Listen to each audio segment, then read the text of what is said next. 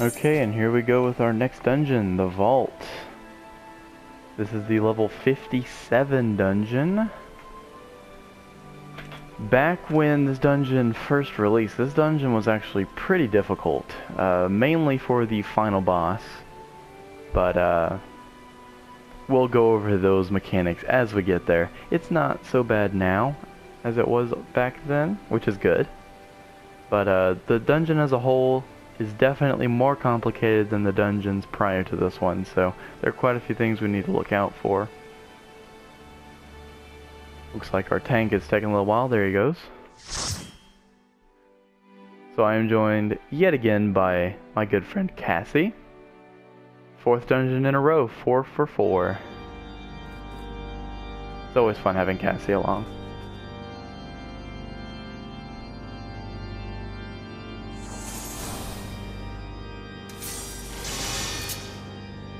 Alright, so let's start out as we have up until this point with the new ability we have, which is Merciful Eyes.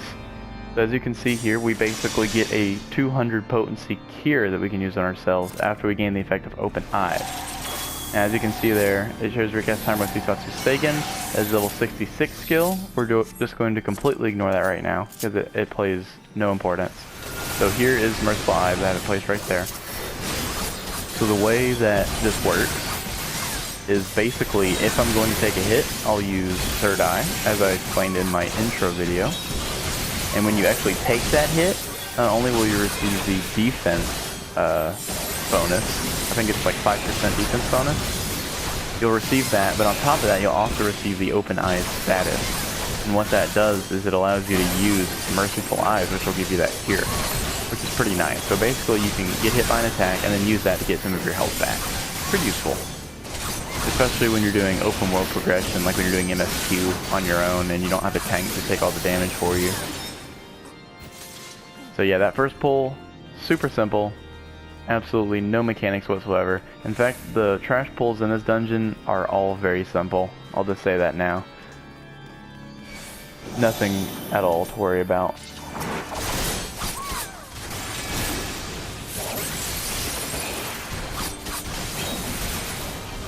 So, unfortunately, I probably won't really get much of a chance to show you Merciful Eyes because as a DPS in a dungeon setting, I'm not really going to be getting damage most of the time. Maybe if a boss does a room light AoE, maybe I can try and show it off. I'll do my best, guys. I'll do my best, but no promises.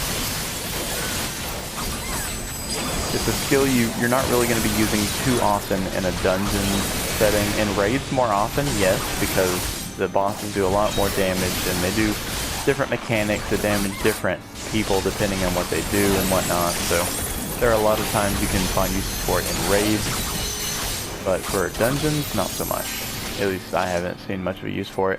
In fact, in my normal rotations at level 70, I don't even have it on my bar. Like, I just don't even have it on there because, like I said, you can use Hisatsu Seigen in place of that. But of course that's a level 66 skill, so I'm not going to go into that right now. But yeah, for now, just clearing these trash mobs, working our way to the first boss. Really simple stuff, not a whole lot to talk about, honestly.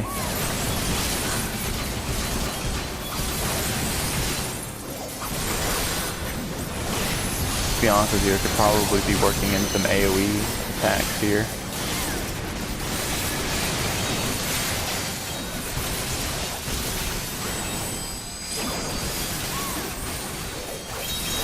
Four or more. So I just noticed we actually have another samurai with us here. So that's pretty cool. It's always nice to see a fellow samurai. Oh, that's not the samurai. Looks like he's currently in the leveling process. He actually is unsynced right now. He's only level 58, which means this could very well be his first time doing this dungeon.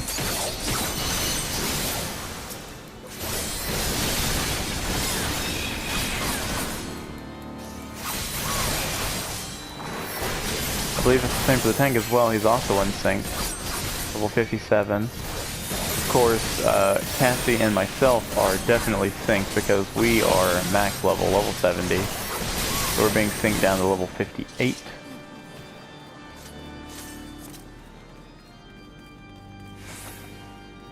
And here we are, the first boss. So he does have a few ads back here. They're very easily killable, and you should definitely focus on taking them out first. So that's what we're gonna do.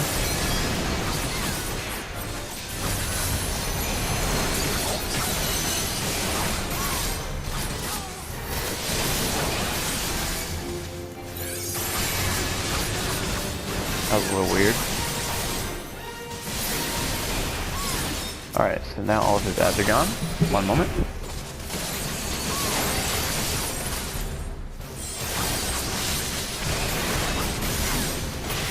Sorry about that. Okay, so that was his first little phase where he was extremely weak and underpowered. So now this is when the actual fight begins.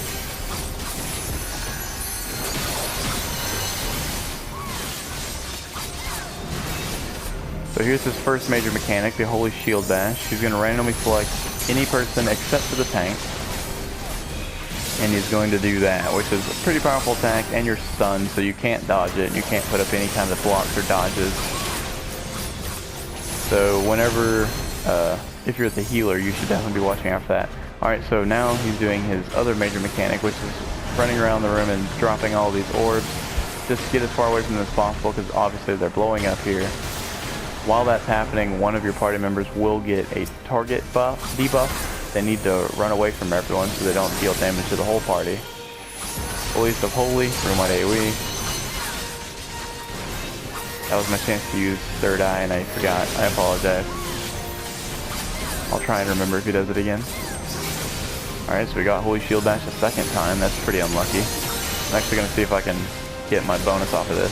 I can, alright, so now I can use Merciful Eyes. So there we go. I got 600 HP back. That's pretty nice to use every once in a while when you can.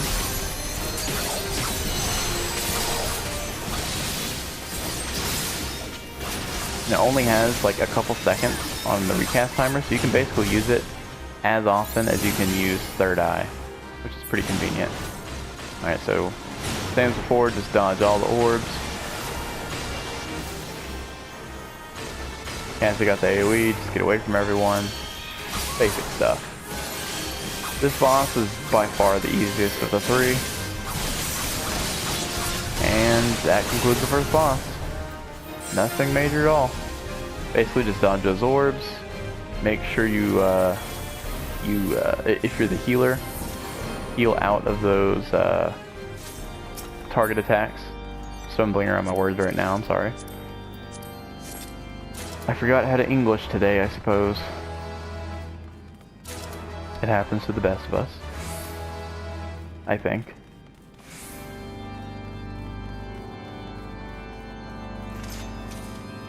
Alright, so now I have this really long hallway here.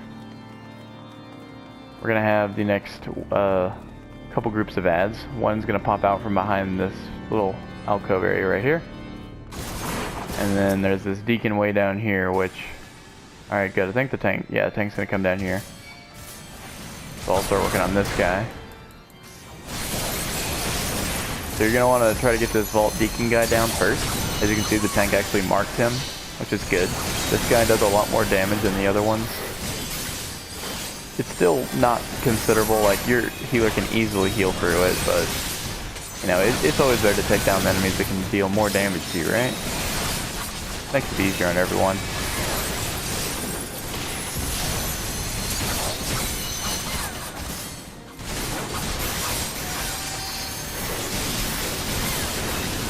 Just cleaning up the rest of these trash mobs here.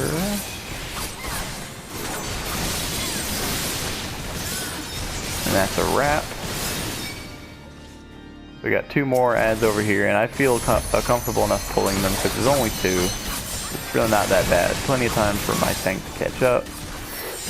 He might not be happy with me, but it happens.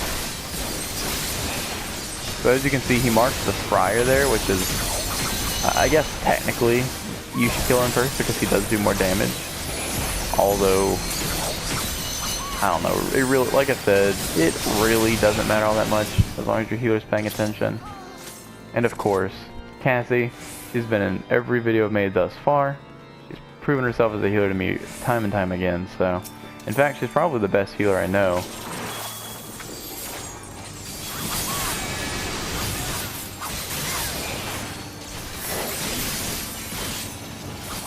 Definitely better at me than healing, that's for sure. A lot of the in-game healing activities in this game I really struggle to heal through.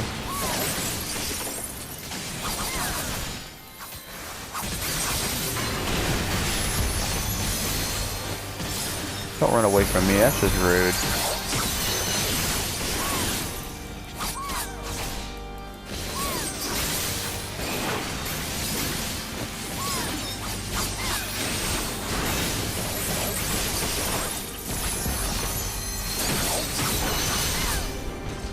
Alright. So we're about halfway to the second boss now. We have a couple more trash pulls. Like I said at the start of the dungeon, all the trash pulls are really basic, absolutely no mechanics you need to worry about. In fact, pretty much all the dungeons until the later level 60 dungeons don't really have many mechanics with the trash pulls. They're pretty rare until that point, but once you get to the Stormblood dungeons, there are actually quite a few pulls that have mechanics you need to worry about. Not in every dungeon, but I feel that it's probably worth mentioning anyway, just to confirm, you know, like, these trash mobs aren't that threatening at all. Just take your time, no issues. But then there are some, like, I'll go ahead and use Sunken Temple of Karn as an example. That's a level 35 dungeon from A Realm Reborn. Those bees in there can actually do a massive amount of damage to you if they get their attack off on you, which means you need to focus them down first and foremost. It's very important that you do that, because if you get hit by one, it does like 80% of your HP. Which is already really bad. And that's if you're a tank, by the way. If you're a tank, you take 80% of your HP with one hit. If you're any other class, you get instantly killed. So obviously not a good thing to be hit by. And sometimes the pulls have more than one bee. Sometimes there'll be like two. Sometimes maybe even three, depending on how many groups you pull. So you really gotta focus them down. So if you get hit by two, you're definitely dead. There's no way you're surviving that, even if you're the tank. And even if you have your defense buffs on, like, it's just not going to save you.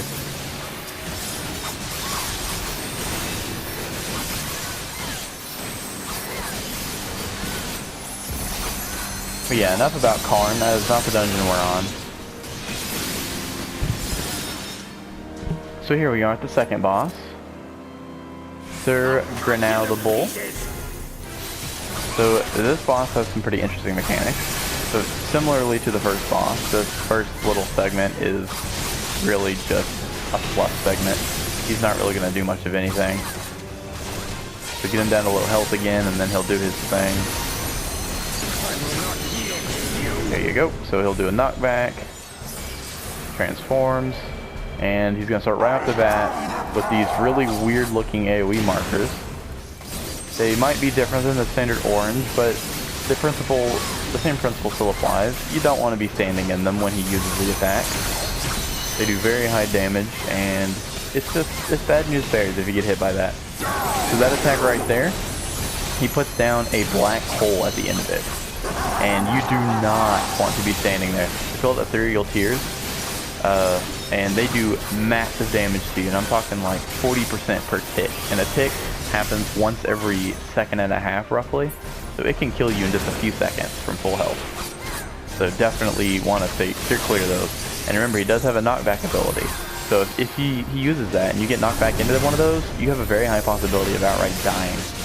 And I just did something stupid. I literally stood right in his AoE, and I'm about to get hit again. I'm probably gonna die. Okay, I got kind of lucky there. I wasn't paying any attention for some reason. Just stood right in that. So yeah, the Ethereal Tears, the way he uses those is he'll target a random party member other than the tank, and he'll just cast in that direction wherever you were standing. So as you can see there, that knockback, if he knocks you back into one of those Ethereal Tears, it is bad news bears for you. So basically, wherever he throws a rift down, you want to be standing so that your back is facing somewhere where there is not a tear, basically. As long as you do that, you really don't have much to worry about. And this boss fight is drawing to a close. So they're kind of everywhere now, as you can see. So we really only have this wall over here that's pretty safe. But that's that. That is the second boss. So yeah, that one was a little bit more complicated than the first boss, but as long as you're paying attention to all of the attacks he's using and you dodge the AoEs, you should be alright. Don't do what I did and stand right in the middle of two of them back to back. That was pretty stupid.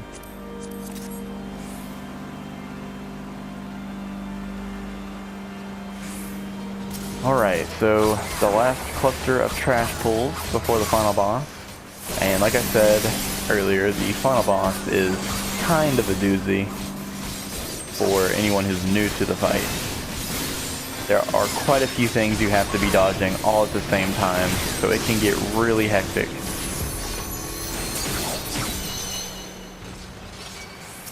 Go ahead and pull this guy so I can keep my combo. Don't want to lose that combo, right?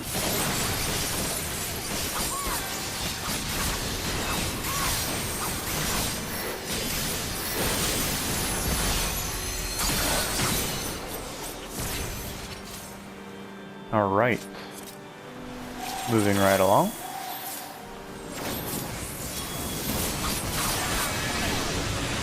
White Knight and a Black Knight.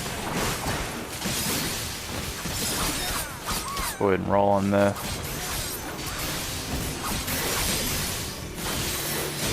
Aw, of course he turned around right as my positional was up.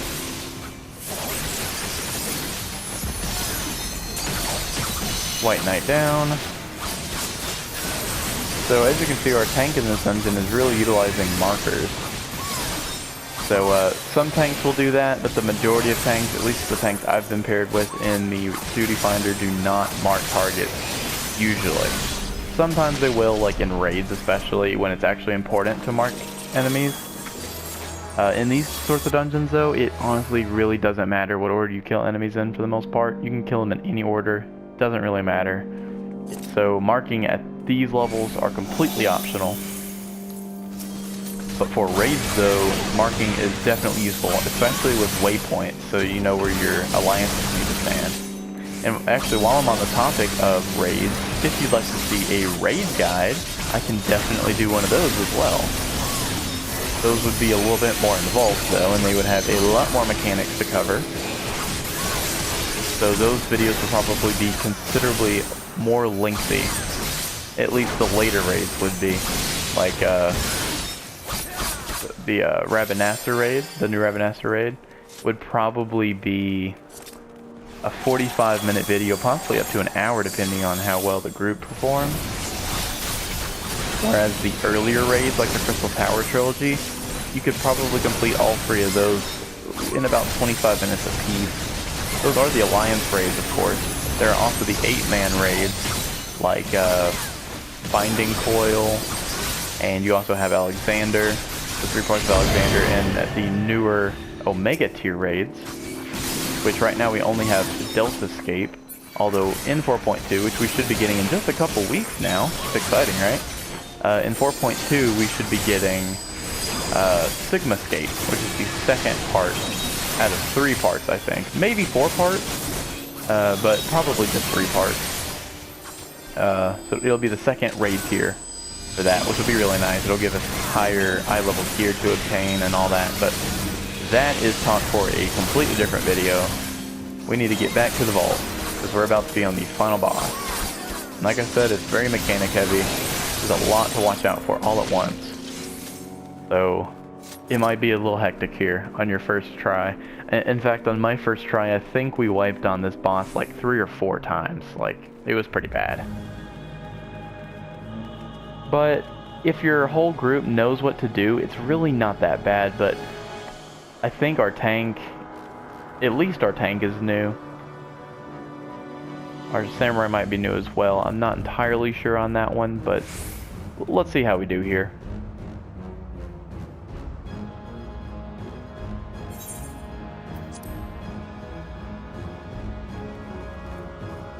So yeah, there's a long list of mechanics this guy has.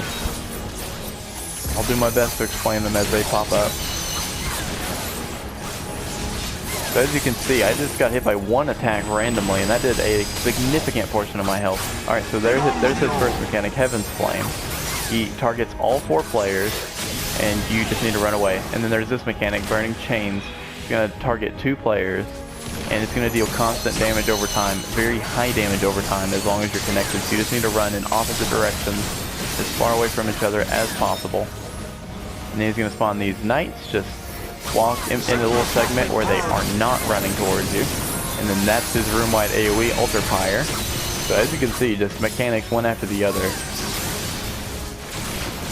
It can be pretty hectic here.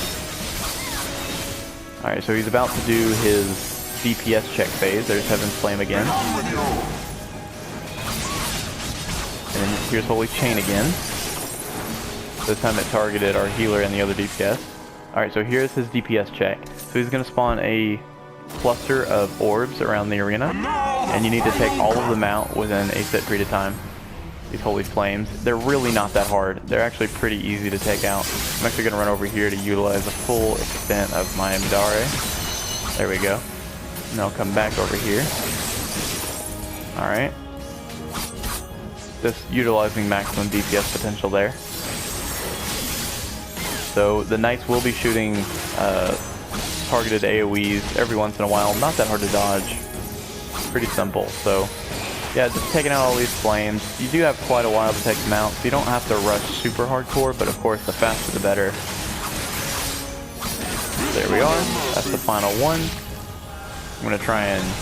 Here we go, nice. So I can heal a little bit out of that. And then back to his normal phases again. He does do mechanics a little bit quicker after the DPS check. So here's Altar Pyre again, room-wide AoE. Nothing you can do about it. You spawn the Knights again. So normally the tank would take him in between these lanes, so it'd be easier for us to do damage, but since the tank is new, he doesn't exactly know to do that, which is fine. Altar Pyre yet again.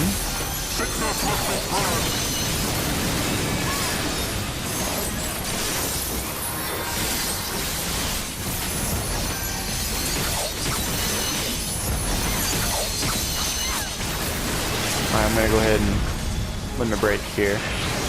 Or not. The other samurai used it at the exact moment I did. Okay then. Altar Pyre yet again. He seems to really like that one. Alright. Whole bunch of knights. Honestly, we can just kill him right here. There we go. Alright. So that was the vault. So yeah, as you can see there, that third boss was pretty difficult compared to the other ones. You definitely have quite a bit to look out for. Ooh, I like that. Looks pretty neat. So yeah, definitely one of the more difficult dungeons. Probably the most difficult Heavensward leveling dungeon. There are 5 Heavensward leveling dungeons. We'll be covering the final leveling dungeon in the next video.